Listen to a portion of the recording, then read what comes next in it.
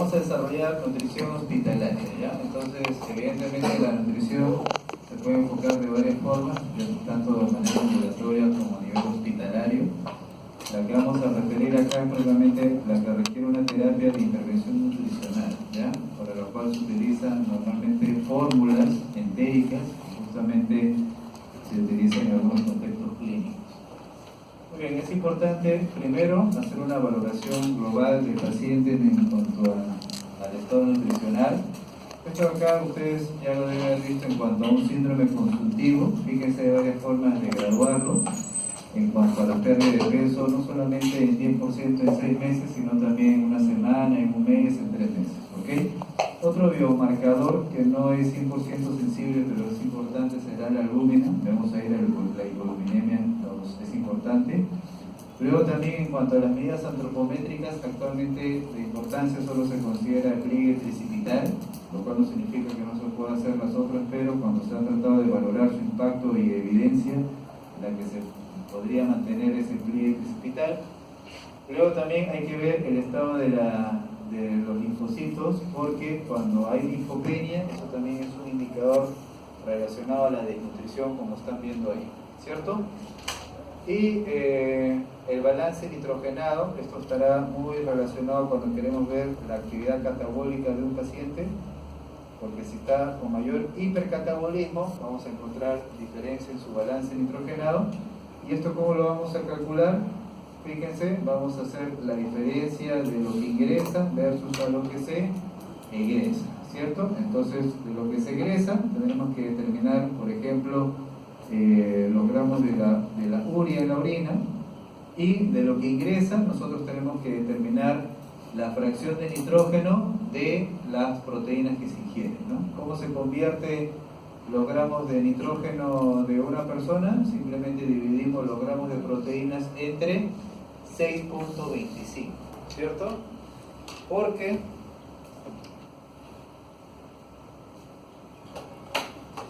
el 16% de una proteína es nitrógeno, ¿cierto? Y esa permite obtener esta fórmula de 6.25. Muy bien, la otra forma de valorar es haciendo una encuesta del paciente.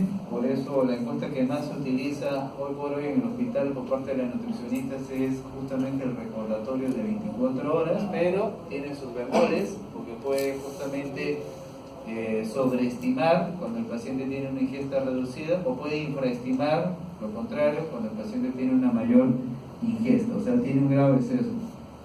Y el otro será el método de registro dietético, que, por ejemplo, si nosotros queremos determinar la cuantificación aproximada de vitaminas y minerales, al menos deberíamos hacer un registro de una semana del paciente. ¿Okay? Entonces, esto a veces no se hace por las dificultades que se encuentran para dichos tests. Otra forma de valorar, que será importante cuando le demos los casos clínicos, es a través del VGS, la valoración global subjetiva.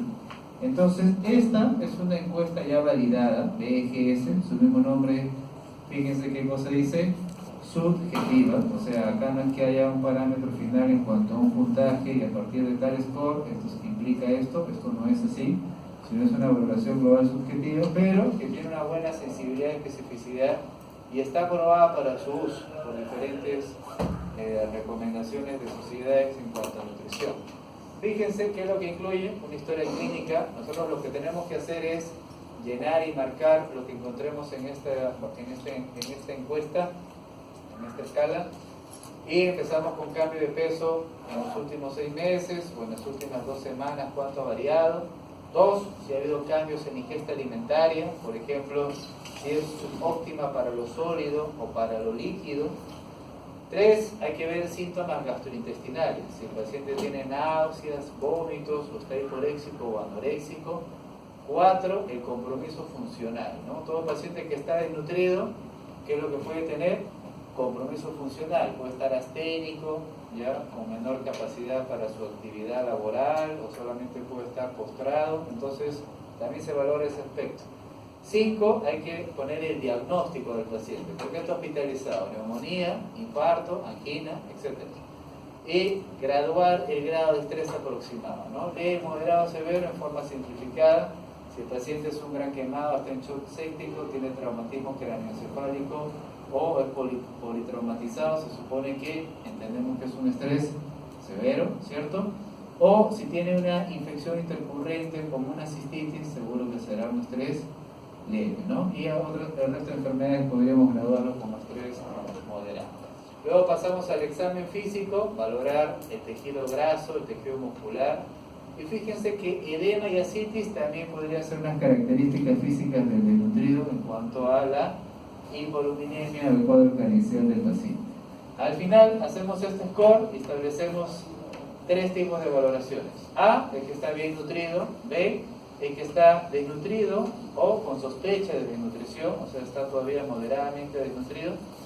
Y C es el que ya está severamente desnutrido, ¿ya? Entonces, se va a requerir intervención nutricional si encontramos una valoración global subjetiva B o C. Muy bien. ¿Por qué es importante tratar la desnutrición? Fíjense, porque la mortalidad o la morbimortalidad se asocia justamente a los pacientes que tienen malnutrición energética proteica en forma significativa, ¿ya? Además, cuando un paciente... ¿Por qué aumenta la morbimortalidad? Porque un paciente, si no come, acuérdense que las prácticas hospitalarias han cambiado, ¿cierto? Había mucho tiempo atrás que los pacientes a veces se los dejaba en restricción dietaria mucho tiempo, en especial los postoperados, los quirúrgicos. Y ¿qué es lo que pasa si el paciente no ingiere alimento? Empieza a haber una atrofia de las vellosidades intestinales. Como consecuencia de eso, habrá una translocación bacteriana, bacteriemia, y un paciente alérgico por desnutrición, habrá infección intrahospitalaria o sepsis. Por eso es que había mayor morbi y mortalidad finalmente. Por eso es que es importante la intervención nutricional. Miren, estos son los requerimientos de los macronutrientes. Fíjense, esta es la distribución porcentual, que esto, digamos que ustedes lo saben, ¿no? En forma global, genérica, la distribución de carbohidratos es 60% aproximadamente, de las grasas es 30%, de las proteínas 10 a 15%, ¿no? No hay que olvidar que se requiere ingerir fibra, 20 a 30 gramos de fibra al día, o por cada 1000 kilocalorías, 10 gramos de fibra, ¿no? Es importante el consumo de fibra. ¿Cuánto es el consumo de proteínas en una persona? ¿El DRI cuánto es? 0,8 gramos por kilo día. Eso es lo normoproteico, ¿no?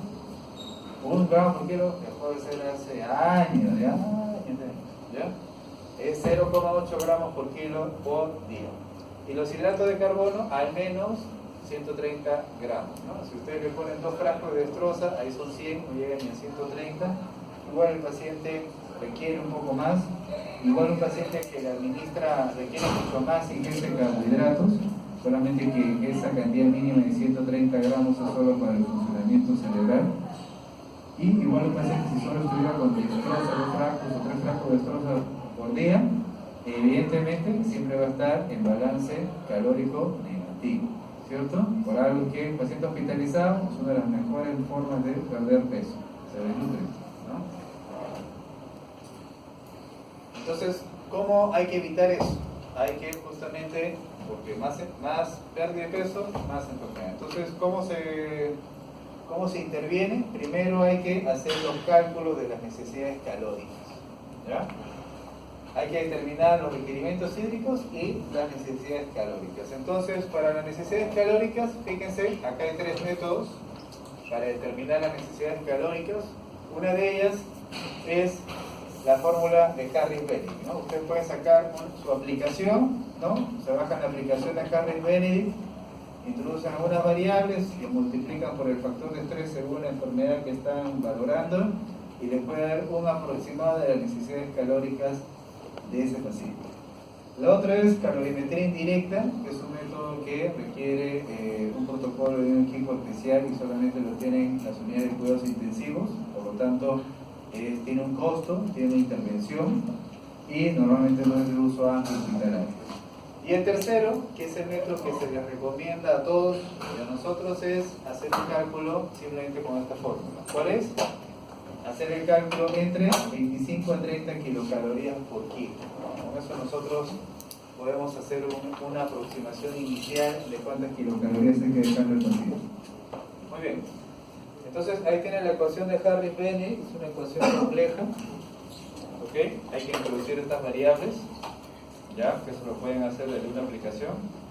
Hay otras fórmulas como la ecuación de Mifflin, que incluso la recomienda la ADA, la Asociación Americana de Diabetes, para algunos pacientes, pero igual no son fórmulas de que normalmente se utilicen en forma rutinaria, normalmente. La calorimetría indirecta, como les digo, es una técnica que está relacionada con la ventilación y puede tener sesgos cuando el paciente, por ejemplo, utiliza fracciones integrales de oxígeno en la ventilación mecánica altas. ¿Ya? Eso puede generar errores en la interpretación. Por lo tanto, este dato es importante, que cuando calculamos el gasto energético de una persona malnutrida, se determina con el peso actual, pero en el caso del obeso, se determina con el peso ideal. ¿Ya? Y esta es la que se les recomiendo a ustedes, ¿no? 25 a 30 kilocalorías por kilo. ¿Ya? O sea, para comenzar día 1, ustedes podrían comenzar con este régimen para indicarle a los pacientes. ¿Ya? Ok, fíjense que hay dos tipos de respuesta metabólica al trauma, la fase E y la fase flow. La fase E es la fase denominada hipometabólica, que ocurre inmediatamente después del trauma. ¿Esto para qué es importante? Para hablar en cuanto a la intervención nutricional en un paciente de emergencia, politraumatizado, por ejemplo, lo cual también puede ser equivalente a un paciente con gran estrés severo inicialmente, pero claro que el ejemplo tácito de esto es el paciente de trauma. ¿Ya? Entonces, primero es la fase hipometabólica y luego tenemos la fase hipermetabólica. Tenemos la fase hipometabólica, en la que más bien se reduce el gasto cardíaco, hay hipotensión, el consumo de oxígeno y la presión arterial baja. Y luego tenemos la fase hipercatabólica, que hay más bien una respuesta catecolaminérgica, liberación de corticoides, glucagón, y hay mayor estado inflamatorio. ¿Okay? Entonces, ¿por qué es importante recordar estas dos fases? La fase flow, la fase EP y la fase flow. Porque si el paciente llega en las primeras horas después de haber iniciado el trauma, ¿ya? Yo no podría pretender darle durante esta fase hipometabólica una carga calórica alta. Si no, tengo que darle más bien, ¿qué cosa? Una carga calórica reducida, ¿cierto? Si no, yo le estaría agregando otro grado de estrés. ¿Ya? Muy bien. Y entonces fíjense, ahí tienen el soporte metabólico, ya hemos dicho que utilizamos de 25 a 30, luego iremos incrementando progresivamente, ya luego ya se incrementará muchísimo más. Hay situaciones en las que el gasto energético, el metabolismo se incrementa, como en los pacientes quirúrgicos, en los pacientes con trauma, en los pacientes sépticos, por eso es que la fórmula de Harris-Benny multiplica por un factor de estrés. Y esto es en cuanto al balance nitrogenado, ¿no? Normalmente ya hemos dicho que eso es el balance nitrogenado, la diferencia entre el ingreso y el egreso. Normalmente es 0, o sea es neutro, o si no es ligeramente positivo. ¿Cuándo es que el paciente cambia el balance nitrogenado? Cuando, por ejemplo, se vuelve muy negativo. O sea, ¿qué implica esto? Que está muy catabólico, ¿cierto? ¿Y por qué implica esto? ¿Por qué implica el negativo muy catabólico? Porque cuando el paciente está en hipercatabolismo, por el catabolismo también hace proteólisis, ¿cierto? Y por lo tanto, eso va a generar mayor eliminación, por ejemplo, del producto nitrogenado a nivel de la orina, etc. Habrá mayor eliminación que el consumo y por lo tanto la diferencia será negativa, ¿no? Por eso es que se dice acá que si es menos de 5 habrá desnutrición y es mayor si es menos de 10, ¿no? Como estamos viendo acá, la excreción nitrogenada de los pacientes aumenta según su grado de estrés. Miren, gran quemado, sepsis, aumenta progresivamente la eliminación de la carga nitrogenada. Y el balance nitrogenado se vendrá en estos pacientes negativo. Muy bien. Ok, entonces, cuando los pacientes ya hemos establecido su grado de estrés y hemos determinado ya sus requerimientos hídricos y sus requerimientos calóricos. Luego tenemos que determinar sus requerimientos proteicos, ¿ya? Entonces, en ese orden lo van a hacer ahora en los talleres, en la práctica, ¿ya? Primero, ¿qué van a hacer? ¿Cuánto de agua necesita ese paciente? ¿Cuánto necesita de agua normalmente una persona? 40 mililitros por kilo de peso, ¿ya? Todo es mililitros, todo tiene que ser por kilo, ¿ya? 40 mililitros por kilo. Si es mujer, 35 mililitros por kilo, o sea, de 35 a 40 mililitros por kilo. Si pesa 70 kilos, ahí nomás ya tienen 2800, ¿cierto? ¿Ya? Ok, luego, ¿qué hemos dicho? Las necesidades calóricas, de 25 a 30. Ejemplo, si pongo 30, 3 por 7, 21, 2100. Estamos poniendo ejemplos a todos, ¿ya? 3, ¿qué tendría que determinar? Sus requerimientos proteicos. ¿Y cómo determinan los requerimientos proteicos? Según su diagnóstico y grado de estrés. Miren acá, ¿qué dice? No estrés moderado o estrés severo.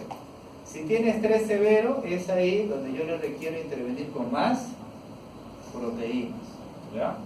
Entonces, en condiciones normales habíamos dicho que las proteínas van entre 10 y 15%, pero fíjense que acá la distribución porcentual ahora será hasta de más del 20% de todo ese régimen calórico total será de proteínas. O sea, será una dieta hiperproteica. ¿Y eso coincide con qué?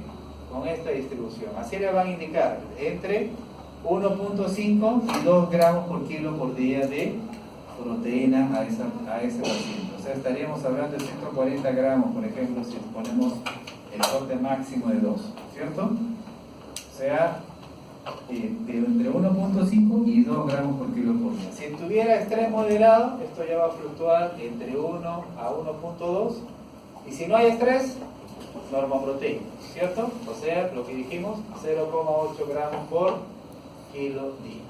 Fíjense que cuando ustedes hagan su fórmula, ya eso lo vamos a ver después, ustedes tienen que regresar a este indicador. ¿Qué dice este indicador? Kilocalorías no proteicas en relación a los gramos de nitrógeno. ¿Ya? Repito, este indicador, ¿qué cosa es? Es la relación de kilocalorías no proteicas sobre los gramos de nitrógeno. ¿Ya?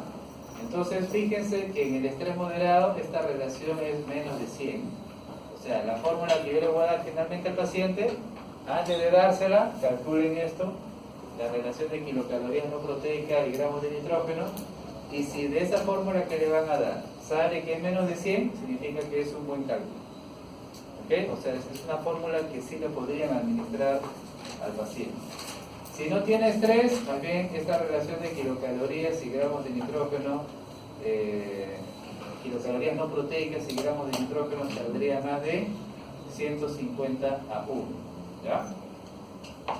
Muy bien, y tiene esto, obviamente, ¿por qué es menos 100? Porque acá el denominador está aumentando en cuanto a la carga de proteínas que le están dando al paciente, ¿cierto? ¿Ya? Por eso es que se reduce a comparación de cuando no hay estrés, que el resultado es mayor.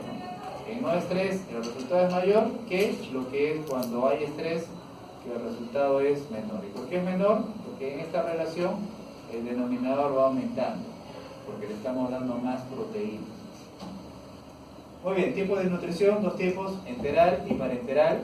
Cuando yo les pregunte, primero, ¿al paciente requiere intervención nutricional? Bueno, primero le han hecho una valoración nutricional, han hecho el BGS del cual ya hablamos, y luego tienen que decir, sí, requiere intervención nutricional. La segunda pregunta es, ¿requiere nutrición oral? ¿O hay que darle nutrición enteral o parenteral? Si me dicen enteral, me tienen que decir por qué. Y la respuesta está acá. Repítame esto, por favor, ¿ya? ¿Qué tiene que decir? Esto, el paciente en este caso, o sea, tiene que ser consecuente con el caso, no puede conseguir una nutrición adecuada para satisfacer sus demandas metabólicas, ¿ok? El paciente no puede satisfacer sus demandas metabólicas, sus requerimientos calóricos con la nutrición oral, ¿ya? A lo mejor está bradicíquico el paciente, tiene gran limitación funcional, le dan de comer y el técnico no lo soporta la atención cada 8 horas, o sea, es deficiente, qué sé yo, por la gran demanda de pacientes. Entonces, esos requerimientos que requiere el paciente no se pueden satisfacer por la vía oral. Conclusión, hay que darle nutrición enteral. Y la otra condición lógica es de que el tracto gastrointestinal tiene que estar funcionando. ¿Cierto? ¿Ok? Muy bien. Una cirugía no significa que el tracto gastrointestinal no va a estar funcionante, ¿no? Si el paciente, por ejemplo, tiene una cirugía en el tracto intestinal alto, puede ser que el cirujano mismo le deje una sonda naso y ayunal, ¿cierto? O sea, no es que una cirugía contraindique la nutrición enteral. Y la otra será la nutrición parenteral. En este caso solo se indicará si el tracto gastrointestinal no está funcionando. ¿Ya? Entonces, tiempo atrás, lamentablemente, a veces se optaba pensando de que eso era mejor dar a los pacientes nutrición parenteral. Pero la parenteral, ¿qué implica? Un catéter venoso central y por ahí administrar los nutrientes, lo cual se asocia a ¿qué? A riesgo de infección del catéter, contaminación, plaquetopenia, efectos por la administración de lípidos. Había muchos efectos adversos. Y actualmente, y de lejos, ya por evidencia ampliamente demostrado, se sabe que los pacientes con mejor pronóstico y respuesta y evolución son los que reciben nutrición enteral, porque hay un trofismo siempre intestinal, ¿ya? Se rehabilita, persiste, funcionando, no se lo inhabilita. Muy bien. Si esto se me ha descuadrado.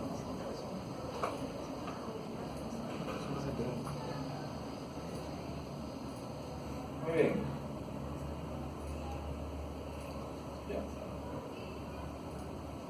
Miren, ahí tienen los tipos de sonda nasogástrica. Suponiendo que le indicamos a un paciente la sonda ya nasogástrica. De varios tipos de sondas, cloruro de polivinilo, poliuretano, las siliconadas, ¿okay? Que son más flexibles y duran más tiempo, pero su diámetro interno es menor que el de la poliuretana. Y luego tenemos, ¿qué pasa con las sondas nasogástricas? Eventualmente se pueden obstruir, ¿no? Entonces, cuando se obstruyen, hay que utilizar agua tibia con bebidas bicarbonatadas. Algunos medicamentos como la acetilcisteína puede obstruir justamente, la fibra también. Y hay que tener algo importante, ¿no? Cuando se coloca una sonda nasogástrica, hay que ponerle puntos de... Hay que establecer cuáles son las zonas propiamente por las que está ingresando a nivel de los orificios nasales. ¿Por qué razón? Porque ingresó la sonda, hay que marcar la sonda, ¿ya? Lo cercano acá al orificio nasal, porque lo que puede pasar al día siguiente es que la sonda se haya desplazado, ¿cierto? O puede ser que más bien se esté desplazando hacia afuera, ¿ya? Lo más frecuente es que, por el tricentismo, ¿no? Se desplace más hacia el tracto intestinal bajo. Y al final, ¿qué es lo que sucede? De que se malinterpreta que el paciente tiene residuo, está con ilio y está el paciente con residuo biliar, pero en realidad la razón no es porque esté con ilio, sino porque la sonda se ha desplazado simplemente. Por eso hay que marcar, que es importante. Muy bien. Incluso, fíjense que solamente hay que sospechar ilio si es que el residuo gástrico es más del 50% de lo que ingresa. Así es que a veces, acá, lamentablemente, les vuelvo a decir que los pacientes se desnutren estando hospitalizados. ¿Okay? Y este es un factor más. El factor de que reportan, doctor, el paciente tiene residuos, por eso ya no le hemos dado la dieta, pero el residuo ni siquiera es más del 50% del ingresado, así que si es que no tiene sospecha de ilio, hay que más bien verificar esto y reiniciar o continuar con la dieta. Muy bien, entonces esto de acá, la nutrición enteral, se sugiere más la nutrición enteral continua, o sea, tenemos que tener una bomba de infusión continua, porque esto genera menor residuo gástrico, evidentemente, pero si no lo tenemos, como sucede muchas veces en los hospitales, el Ministerio de Salud, entonces lo tenemos que dar en las jeringas, ¿cierto? Las jeringas grandes, hay que administrar, fíjense, de 300 a 500 mililitros de la fórmula por cada toma y hay que fraccionarlo de 5 a 8 veces al día, ¿ya? Entonces, cuando ustedes hagan su prescripción, como van a hacer ahora en la práctica, ustedes tienen que ese volumen total fraccionarlo en ¿cuánto? En 5 a 8 veces al día, ¿no? Con la jeringa de 50 mililitros, Y la presión del émbolo debe ser lenta, fíjense, no más de 20 a 30 mililitros por minuto. A veces el técnico está apurado y simplemente coloca la jeringa y lo deja a gravedad, ¿no? ¿Cierto? Y cae todo ahí la fórmula a gravedad, pero en realidad debería ser hacia este ritmo, para evitar justamente residuos gástricos. Muy bien, y por vez, más o menos ese es el volumen que hay que dar, ¿no? 300 a 500 mililitros por toma, por vez, repartido durante todas estas veces durante el día, ¿no? Tampoco no vamos a abusar, ¿cierto? Ponemos 8 veces al día, que significaría que el técnico tendría que venir 8 veces al día, ¿cierto? ¿Ok? Entonces, el técnico piensa de que solamente 3 veces al día, ¿cierto? Pero claro que nosotros podemos fraccionarlo a 4, digamos hasta 5, ¿no? Hay que pensar también en la realidad, ¿ya? Ok, acá vienen ahora sí las fórmulas enterales. Tenemos las poliméricas y las oligomonoméricas, ¿ya? Poliméricas porque justamente tiene polímeros, ¿ya? Tiene los polímeros, por ejemplo, de dextrosa, etcétera. En cambio acá, ¿qué es lo que tenemos? Tenemos fórmulas en las que también tenemos dímeros, ¿ya? Que pueden ser también dímeros derivados de los carbohidratos. Muy bien, entonces, o monómeros. ¿Cuál de estas fórmulas es mejor tolerada? ¿La polimérica o la oligomonomérica? ¿Cuál se tolera mejor y se indica de lejos más? La polimérica, ¿cierto? ¿Y por qué razón? Porque tiene mejor tolerancia. ¿Por qué tiene mejor tolerancia? Porque tiene menor osmolaridad, lo cual es lógico, ¿no? ¿Quién tiene más osmolaridad? La que tiene más moléculas pequeñas, ¿cierto? O sea, la oligomérica. Entonces la oligomérica, al tener mayor osmolaridad, ¿qué es lo que va a generar? Mayor intolerancia. El paciente puede tener, ¿qué cosa? Puede tener diarrea tras la administración inicial en los primeros días. Por eso hay que optar por las fórmulas poliméricas siempre, ¿ya? Muy bien, entonces tiene una osmolaridad que tiene mayor tolerancia. Y acá tienen el repertorio, fíjense, el repertorio de lo que se suele utilizar en la práctica hospitalaria, ¿ya? Entonces, miren, todas estas son fórmulas poliméricas, excepto el alitral, que es una fórmula oligomérica, que se podría utilizar en algunos pacientes postoperados, de cirugías con resecciones intestinales amplias, un Whipple, etc. Entonces, pacientes que tienen gran dificultad en la absorción podría eventualmente indicarse esto, ¿no? Pero en general, como ven, en el común de los pacientes siempre indicaremos fórmulas poliméricas. Muy bien, estas fórmulas, ¿qué es lo que ustedes tienen que fijar en cuanto a estas fórmulas? No tienen que fijar esto, que es el pulmoquero, es el pulmón, no, eso no. Nefro, riñón tampoco, ¿ya? ¿Qué es lo que tienen que fijar? La densidad calórica y los gramos de proteína. Entonces, en cuanto a la densidad calórica, la mayoría son isocalóricas. O sea, ¿qué significa? Que 1 mililitro aporta 1 kilocaloría. O sea, si ustedes le dan 1 litro de shock, le están dando 1000 kilocalorías, ¿cierto? 1000 calorías. Entonces, es isocalórica. Pero, ¿cuáles son isocalóricas? El Ensure, el Osmolai, por ejemplo, son isocalóricas. En cambio, acá, ¿qué pasa? Se incrementa la densidad calórica. Ya 1 mililitro aporta 1.5 kilocalorías. ¿Ya? ¿Ok? Acá, ¿quién es la que aporta más densidad calórica? El NEP. ¿Ya? ¿Y quién se utilizará? En los pacientes a los que a lo mejor, ¿en qué pacientes les tengo que dar más calorías con menos volumen? Al paciente que, por ejemplo, está sobrehidratado o que no puede tolerar gran carga de volumen. Ejemplo, el cardiópata, el hepatópata o el nefrópata, ¿cierto? En esos 3 pacientes yo le tendría que dar un menor volumen, pero que aporte más calorías. Por eso es que se podría escoger en esos pacientes esta de acá, o tal vez esta de acá, que es pulmoquero, ¿no? Claro que hay unas diferencias mínimas, pero eso no es lo que hace la fórmula. Lo que hace la fórmula es lo que les estoy diciendo, la densidad calórica y los gramos de proteína. En cuanto a los gramos de proteína, fíjense que el Ensure aporta 35 gramos por litro, el Osmolai aporta 40 gramos por litro, el Pulmocare aporta un poco más, 60 gramos, y la que termina aportando más es el Neto, 70 gramos de proteína por litro. Muy bien, esta es otra fórmula interés hepática que se utiliza en la cirrosis.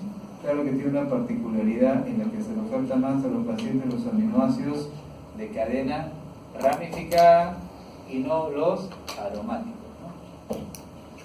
Muy bien.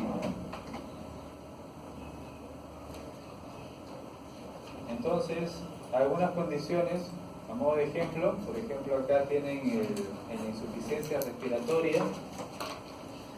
Los pacientes que tienen insuficiencia respiratoria o que tienen EPOC, a veces muchos se había referido sobre la reducción de grandes hidratos de carbono, ¿no? Y en efecto, tiene una plausibilidad científica, puesto que el hidrato de carbono es el que va a producir mayor carga oxidativa, mayor energía y al mismo tiempo mayor producción de CO2.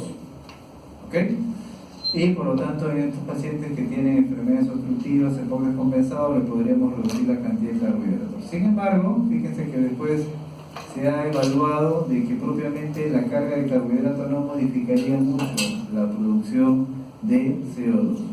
¿Ya? Entonces, en realidad, más que modificar la distribución porcentual de las proteínas, simplemente que hay que modificar el aporte calórico. En el paciente quemado es un paciente que tiene un hipercatabolismo, tiene que darle una gran carga de proteínas, que además el paciente está perdiendo, como lo estamos viendo ahí, y será consecuente con esta indicación, ¿no? De que al darle la dieta hiperproteica, la relación de kilocalorías no proteicas y gramos de nitrógeno estará reducida, ¿cierto? Fíjense, cada día pierden gran cantidad de proteínas estos pacientes. Entonces, el paciente gran quemado, ¿cierto? Su extensión de área superficial del 20%, hay que darle una dieta hiperproteica. Muy bien, en las cirugías hay que graduarlas según también el tipo de cirugía, pero sea como sea, siempre se incrementa con las pérdidas insensibles y el catabolismo el factor de estrés, ¿no? Por eso se va incrementando. Y en los pacientes que tienen enfermedad renal crónica, fíjense que muchos están malnutridos. Hay varios factores por los que se malnutren, están hiporéxicos. Una de las razones es porque está polimedicado, ¿no? Recibe calcitriol, sevelamer, los medicamentos para la presión, para la diabetes, etcétera, etcétera, etcétera. Entonces están polimedicados y muchos tienen hiporexia. Pueden tener gastroparesia urémica y también pueden tener deusgeusia, o sea, dificultades en el gusto relacionado al urea. La acidosis metabólica también puede afectar el estado nutricional de los pacientes, y además porque hay algo que se le llama proceso de malnutrición y de inflamación, ya como una sinergia en los pacientes con enfermedad renal crónica, puesto de que siempre se los encuentra inflamados y asociados a la malnutrición. Entonces, los pacientes cuando se les trata con enfermedad renal crónica, siempre se habla de restricción de proteínas. Y en efecto, cuando hablamos de restricción de proteínas, ¿de qué hablamos? De 0,6 gramos por kilo por día. Esa es restricción de proteínas, ¿no? Porque ya ustedes acabamos de decirles que el gramo proteico es 0,8, ¿cierto? Pero fíjense que eso es en prediálisis, cuando el paciente evitamos que progrese hasta la diálisis. Pero cuando el paciente ya está en diálisis, ya sea en hemodiálisis y con mayor razón en diálisis peritoneal, también es al revés. Hay que darle más bien ahora carga de proteínas. ¿Por qué razón? Porque tanto en hemodiálisis como en la peritoneal se pierden aminoácidos, se pierden proteínas. Por eso es que en hemodiálisis hay que darle 1.2 gramos por kilo día, o en la peritoneal hasta 1.4 gramos. O sea, cuando ya está en diálisis, más bien el enfoque es diferente. Hay que nutrirlo con más proteínas.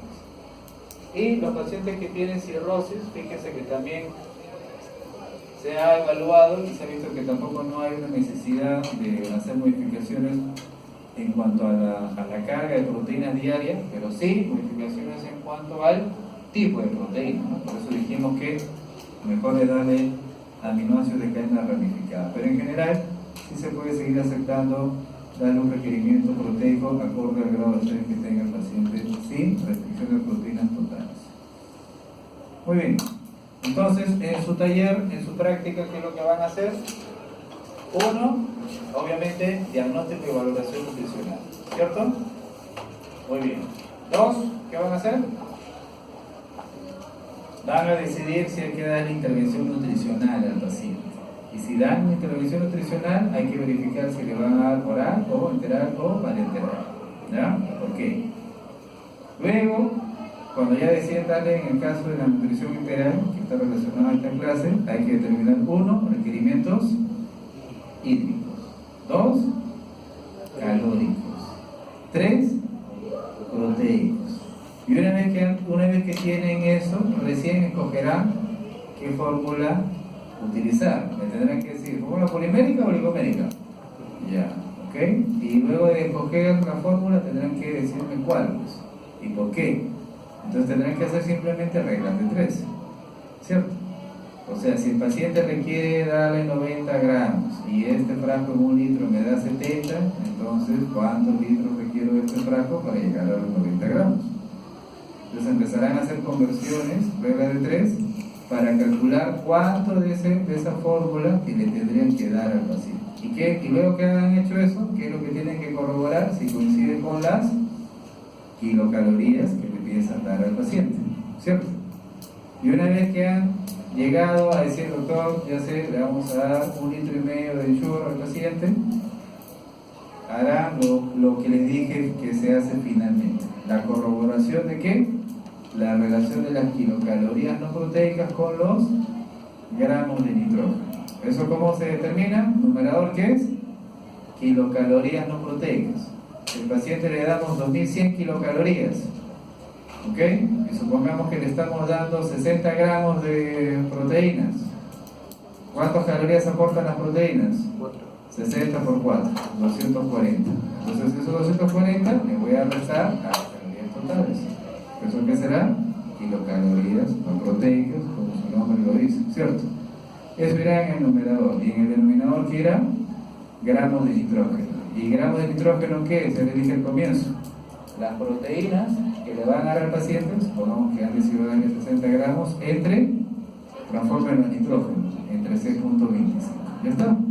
Ahí tienen las kilocalorías no proteicas entre gramos de nitrógeno. Ese resultado se supone que debe estar según el rango recomendado, ¿cierto? Si tiene 3 severos, menos de 100. Si no hay 3, más de 150. Ah, ya corroboraron eso, ahora sí la fórmula está perfecta. Y recién harán ¿qué cosa? La indicación, ¿no? RP1. ¿Qué van a poner? Nutrición enteral. ¿Cuánto le van a indicar? El volumen que le van a dar al paciente y lo van a fraccionar entre el número de tomas por día. ¿Cuántas fracciones hemos indicado? 5. Claro, la teoría de 5 a 8, ya les estoy recomendando que pongan de 5 en promedio, 6 máximo, ¿ok? Y ya podría indicarles si va a ser, si va a ser fraccionada, ya se entiende que va a ser por una jeringa, ¿cierto? No va a ser con infusión continua. Ok, listo. Muy bien, entonces ya están preparados, así que los llamo directamente para que hagan sus cálculos. Recuerden que la práctica va a ser a las 6, ¿cierto? De 6 a 7, ¿ya? Porque a las 7 tengo una charla. ¿Okay? Doctor, disculpe. En teoría, anteriormente había escuchado que era preferible usar las oligomonuméricas porque su tiempo de absorción era más rápido. No, ese concepto ya se la practicó. Definitivamente y de lejos, las fórmulas poliméricas. Por esa misma razón, la oferta de fórmulas oligoméricas es pobre. No hay solamente una fórmula oligomérica. Hay poliméricas que varían más bien según las condiciones, hay unas discretas variaciones. Pero lo importante en cuanto a la definición de las fórmulas son los gramos de proteína y su densidad calórica. Claro de que hay algunas cosas que le van agregando, la glutamina, etcétera, pero esas son pormenores. Entonces tengo dos opciones.